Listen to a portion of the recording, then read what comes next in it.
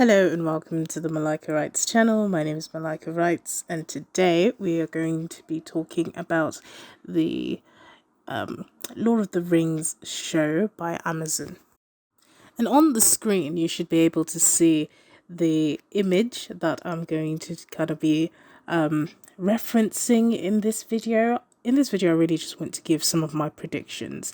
That's mainly what I want to do, and just to sort of talk about what I think the show will include based on some of the things that have come out, that have been released. So looking at the image, we can see in the very back the two trees of Valinor, Telperion and Laurelin, which actually puts us in the first age with this image. So I think we're looking at something from the first age. You can see the city of Tuna, and we can see a figure. I don't know, some people have said that's Galadriel, some people have said that's Sauron, but I don't really think it makes sense for this figure to be Sauron, because at the time that the two trees were erected in Valinor, we actually didn't have Sauron in Valinor at that time, because he was already under the service of Melkor, who is the supreme evil, for those who have not read the Silmarillion or heard that much about it. So I don't think this is Sauron. It's more likely Galadriel, because it would sort of make sense to have Galadriel there. Some people have said due to the shoulders that this is probably a male figure, but I disagree. I think this is probably Galadriel. So just based on the image, we have this really lovely architecture, which is sort of reminiscent of Rivendell, because, we can see the waterfalls are incorporated with the architecture. It's really this very dynamic place. So the city doesn't really just stay on top of this hill-like structure. It expands onto the mountains.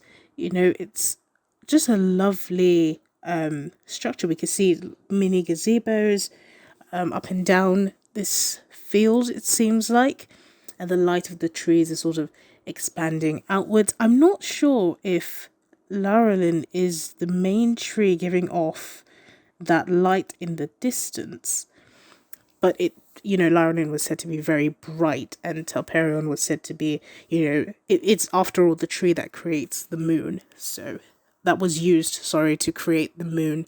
So that could be, just Laurelin's light taking up most of the background over there. So considering the fact that we know the show is going to take place in the Second Age, this is probably a flashback. It would be very difficult for them to kind of show the Valar, who are said to, be the most beautiful, and that are quite literally the powers, so kind of gods in Valinor. So I'm pretty sure this is a flashback, probably Galadriel. I think what they're trying to do is have that continuity, because in the Lord of the Rings trilogy, for those of you who've watched it, Galadriel is the one who narrates the tale of the forging of the rings. So by having, Galadriel be the focal or the starting point, and have this be her flashback, then, they could almost have that thing that ties together the entire series. So we get to see Galadriel in the series. We've also seen her in the trilogy, and we've seen her in The Hobbit as well. So one of the other things that we know is that the series is going to be about Numenor to some extent, which is a very tricky place to start a series. It's a very tricky place to sort of base the series on, because nothing really happens in Numenor until quite late. And I think, not that it's unwise to start a series there, but I think they have a challenge. Perhaps they did that period just so that they could have more creative freedom. There are a lot of gaps in that age. Middle Earth is more or less shrouded in darkness and they've regressed. The orcs are sort of just running rampant. You have the Haradrim who've just come in and almost taken everything over, enslaved most people. You have the Numenorians who are progressing on their island of Numenor, not too far away from the utmost west, which is Valinor. But, so things are more or less just sort of building up. The first part of the Second Age is very much let's build up everything and see where we go from there, essentially. And one of the things about the Second Age is that it sort of stops twice in a way. If we look at the Second Age, we have the downfall of Numenor, and then we have the Battle of the Last Alliance. So we have two major sort of events that could have been the end of the Second Age. Obviously, the Battle of the Last Alliance is the official end of the Second Age, but Numenor, being the great power of this time, besides Sauron's own power, but Numenor being, the central, I wouldn't say central focus, kind of central focus of the Second Age, their end sort of signals the downfall. And even though it is a kind of a slow burn age, it does have a lot of potential, because could you imagine them filming the entire fleet of the Numenorians sailing into the west and landing on the shores, and it's sort of empty, and then Ulmo just comes in, and it's a very, very interesting period to film and to sort of go over. And I'm curious, excited, a little bit nervous, obviously, with every project, and also with the way things have panned out with the controversies and some channels saying that it's doomed and all that stuff. One would be wise to be a little bit nervous, but I'm a little bit excited, I have to admit. I'm quite excited at the prospects of seeing all of this. A number of fans have just been rewatching the films over and over. I know I have, so it will be interesting to have a new series to follow. One of the other things about this series that I would just like to mention before I sort of end this video is that I do think, in terms of how the story is told, the story is told, I think it will be a little bit like Game of Thrones, in the sense that we will follow different characters from sort of the different settings and sort of see everything sort of converge into this singular plot, into this one plot line. And I think a series is the best opportunity to have this sort of setup, because then you can have characters who we see from many different perspectives, and also each season really has the opportunity to really further the story. We have the opportunity to really tell a good story and sort of drag it out a little bit, so that we don't feel rushed, that the pacing is done well with the series, and having multiple kind of storylines that we're following. In that sense, I do think it's going to be like Game of Thrones. I also do think there's going to be perhaps some gore. I think we're going to have a lot of violence again, because remember, in the Second Age, Middle Earth is kind of in the Dark Ages, essentially. We've had the elves sort of moving out of Bereliand. We've had, the Numenorians are over there progressing, and compared to the Numenorians, Middle Earth is basically just like the Middle Ages of England. So, we really do have this vacuum of knowledge which is filled in with the chaos, and Bereliand has been devastated by wars, especially by the War of Wrath, where the Valar came into Middle Earth and essentially kind of locked up. They didn't lock him up, because they threw Melkor into the void, but essentially, they've sort of taken out this huge power, and what's left, the vacuum of power that's left there, the Haradrim and Sauron has filled. So I think it would be safe to assume that the sort of the violence of Game of Thrones and the type of storytelling with where we have multiple storylines converging together is the style that they're going to go for. And I think it would be appropriate, especially the converging storylines, it would be appropriate for a series. Obviously, I'm hoping that there's not nudity and sex scenes. I'm not the biggest fan. I really hope that isn't the case with this series, and that we have something that sticks true to the essence of Tolkien and his Catholic views. You know, there are so many videos that analyze the Catholic influence in Tolkien's work, and I think it would be very silly to divorce his work from his beliefs. You know, he was writing a myth for England. You know, he was writing a story for his Catholic children. So I think it would be silly to act as if this didn't have Catholic influences, and I hope that it stays true to the essence. I don't think every single detail should be the same. That's obviously very silly to expect that every single detail would be the same, but I do think that the essence and spirit of the text should be preserved.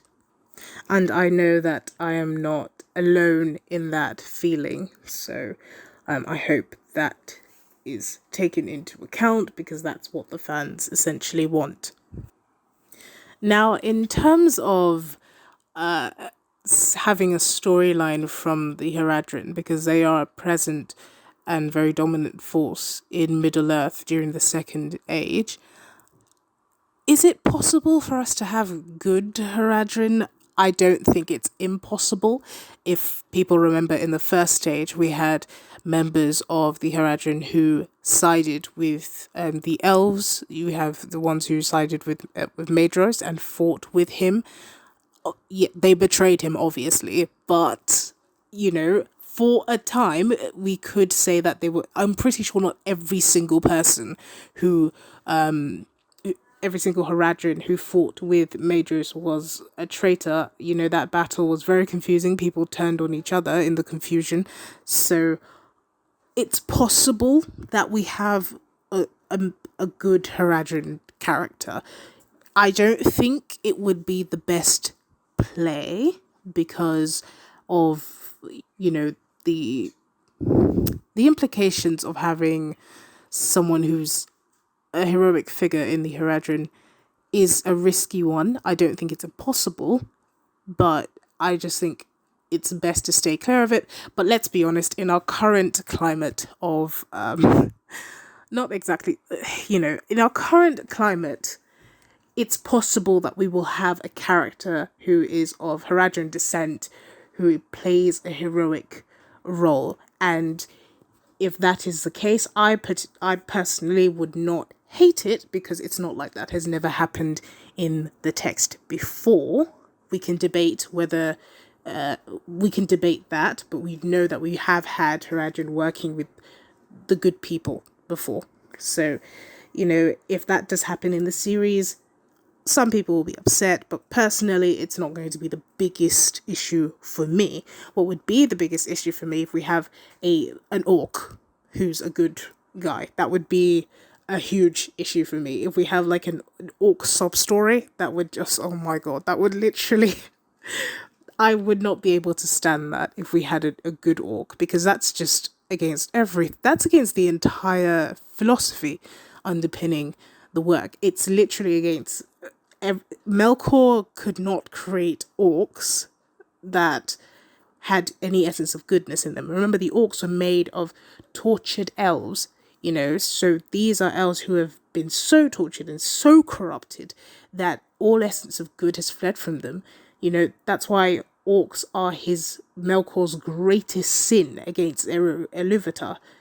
That's the whole point. So if we have a good orc, it undermines the sheer evil of Melkor. It undermines the evil of that particular I don't even want to call it a deed, because when we talk about deeds we usually associate it with like a good thing, even though it's a neutral word, but you know, it's his most evil deed basically.